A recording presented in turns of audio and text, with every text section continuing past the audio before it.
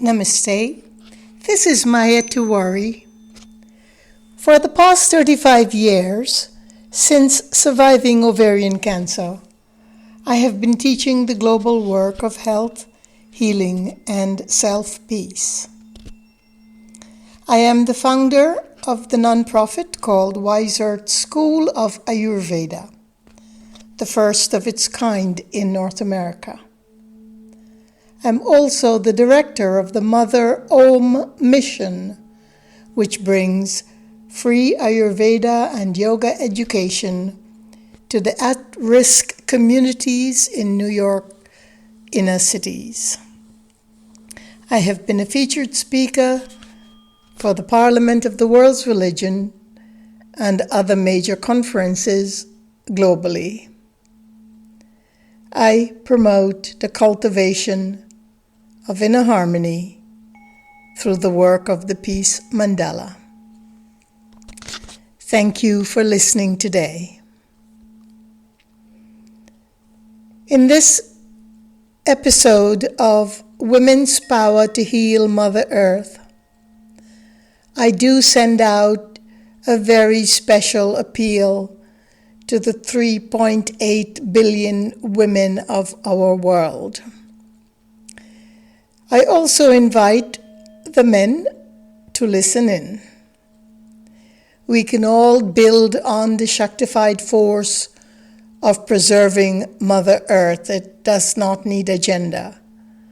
But the reason that I appeal to women and that I am sending out special appeals to those in the female divine feminine form is that we are so akin to Mother Nature, and that our rites of passage have been so damaged, marginalized, and berated for so many centuries that we need to take back our innate power, not the commercialized, driven, materialized power that has so subdued our own sense of maternalism, but the true power that reside in each one of us, female and male, that understand that we are the children of Mother Earth, and our loyalty is called upon today. Today I want to go back to the issues that I first started with in my podcast, and that is, let us examine what the major issues are in our planet today.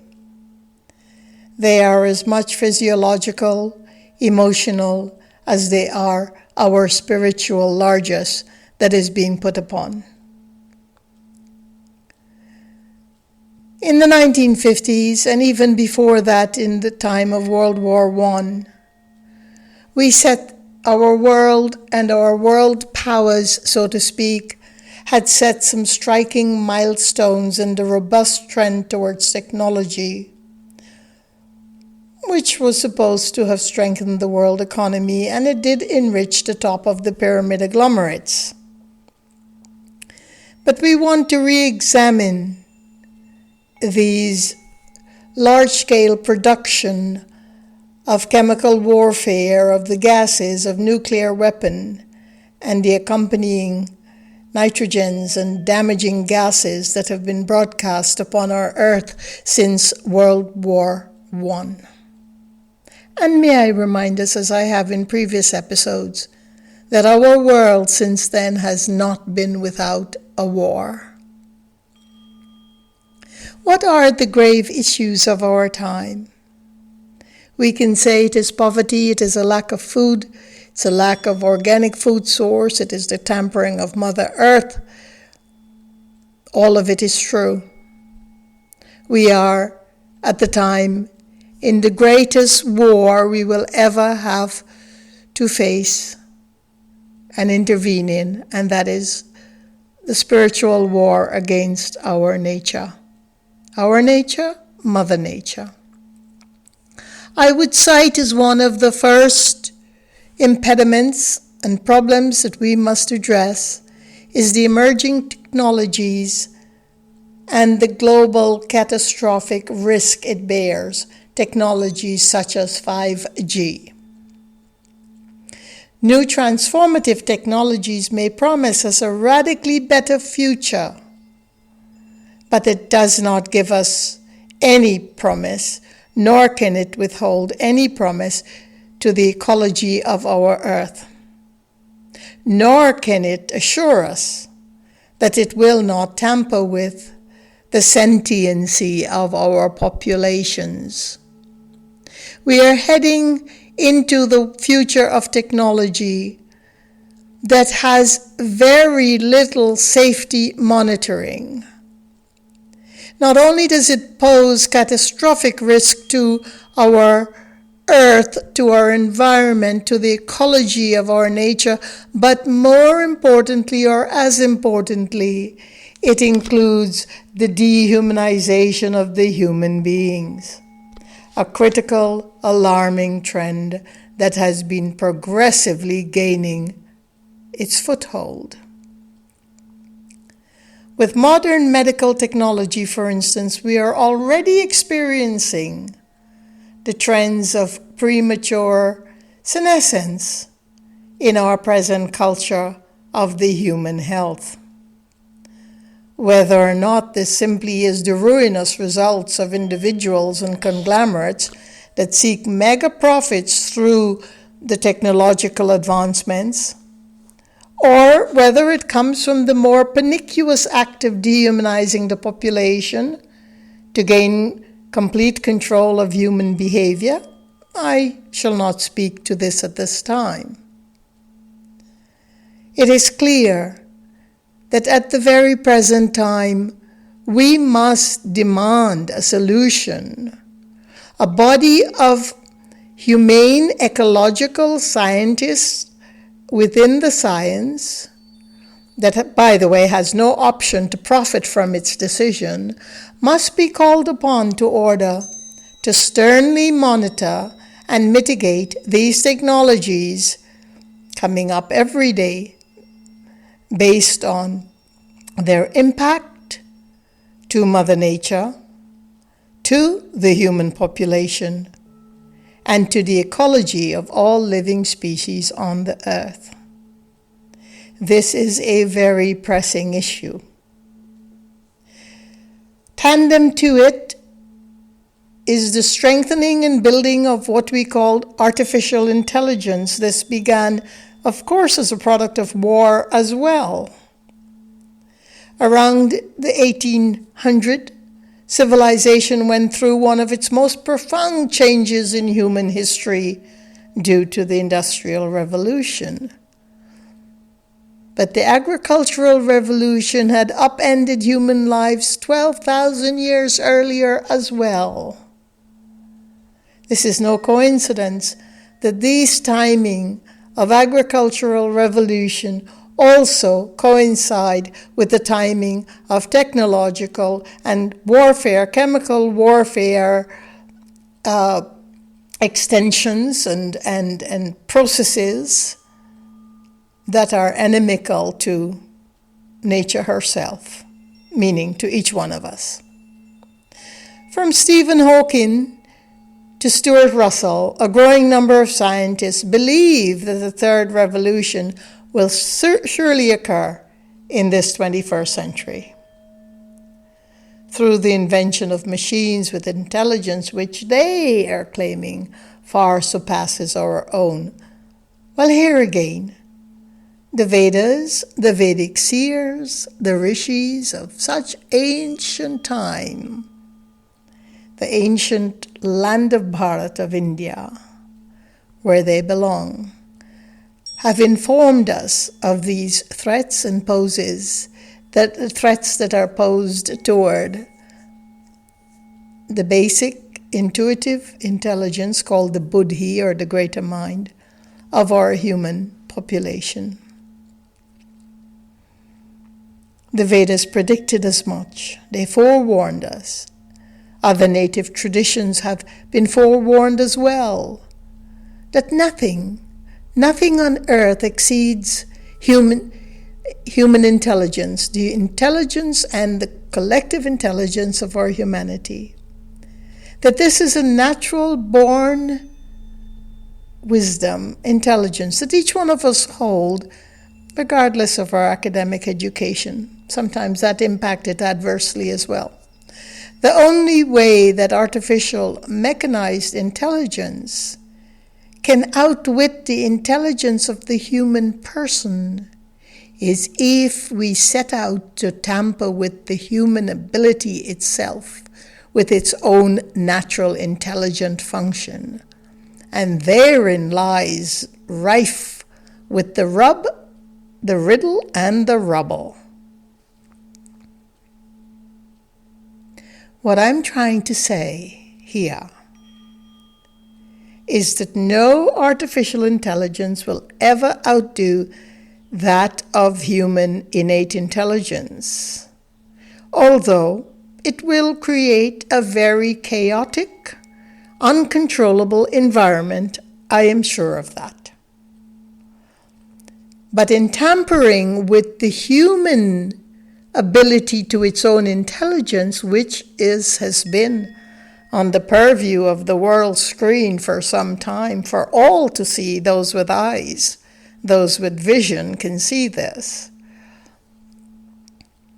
Unless we tamper with dehumanizing the human intelligence, downgrading it to where it can easily be controlled, we can never have artificial intelligence outwit that awareness, the human awareness. Nothing can replicate it, just like you and the GMOs cannot replicate the good seed of Mother Earth. They can use the good seed and they can tamper with it and they can add to it.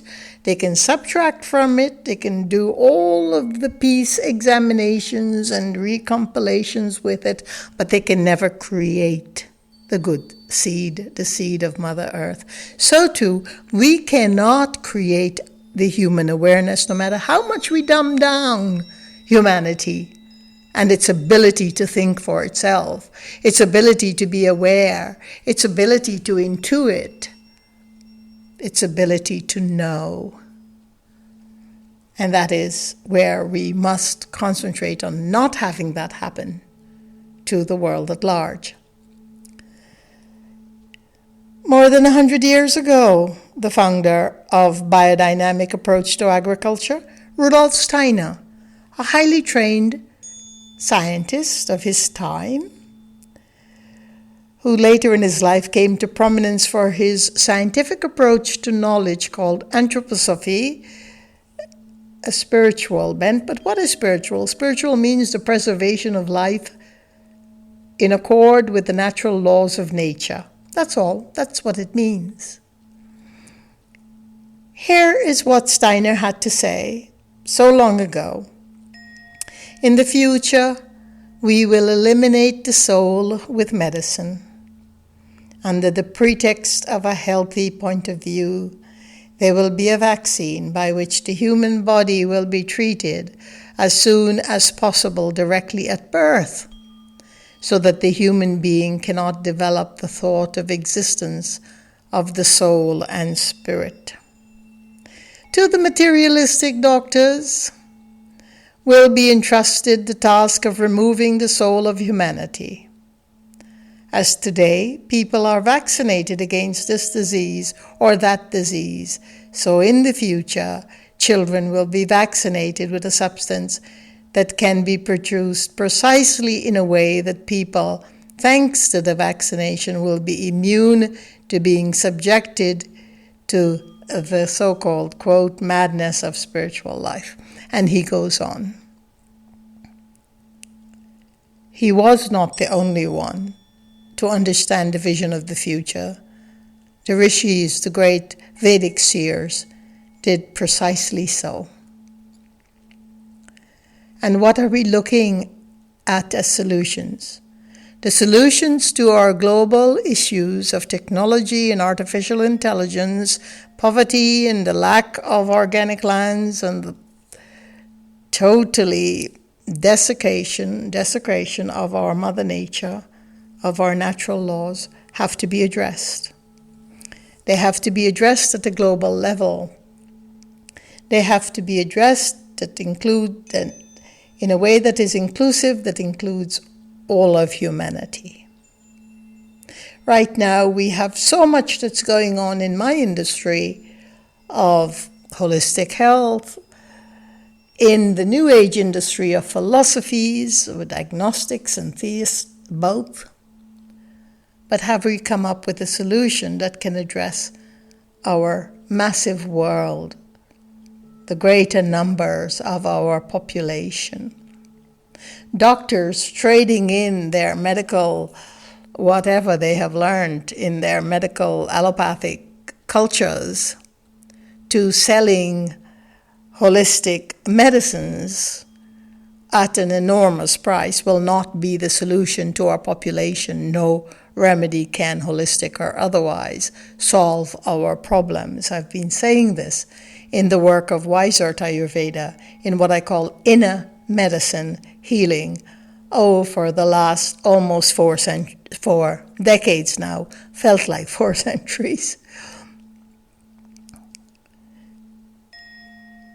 The medical profession gaining its affluence and its confidence through commercialization, materialization of a false set of truths that we've been broadcasting for centuries on end, that have given them that power and authority, now shifting over to the profitability of yet another arena, which is the so-called holistic arena, is certainly not our answer. There are many good people that have been trained in the simplicity of Mother Earth, with solutions that are simple and that appeal to the 90% of our world population. Those are the solutions we must go after. From the West, we have bred New Age philosophers, agnostics, and philosophies that reconstitute ancient wisdom and delivers it to you at $500 per hour. This appeal to the privileged population. Let us say 10% of the world population is affected by these New Age set of reconstituted wisdom. And that is about 740 million people. It's still a large sum of people, but that is the privileged 2% of our economic society. And from the East, New Age theists and believers, the gurus, who may wear $1,000 pashmin shawls and eloquently relate to you a commercialized version of Vedic wisdom or Eastern wisdom. Which percentage of the population do they serve? The same 10% of the world population, approximately 740 million people, the same number of people that have access to clean environment and organic foods. But who serves the remaining 90%? 7.2 billion people on our earth who can't afford and have no access to these privileged wellness programs, organic foods, or these elitist services. The same 90% of the world population that holds less than 2% of our global wealth. And so it is time that we ponder on the issues at hand and how we are going to formulate through our own individual awareness and understanding of our issues to such an extent we do not need to even be high school graduates to understand what I'm talking about. We simply need 90% of those of us who are part of the 2% of the global wealth of this world. We need those people to come forward, to be able to vote in the types of government that they need to work for them, not the history of what we have had that have been called governments or governance. There is a new model that has to be created, a model of governance, a model of oversight, a model of monitoring all that we call our futuristic and optimistic and wealth-generating technology, all that we call our intelligence. We must break down that pyramid, that top of that pyramid. It must be taken down, because those are not the examples that we need to set for the world of goodness, for a sacred sense of self, for the spirituality of our Mother Earth. Those are not the examples that we will go forward with.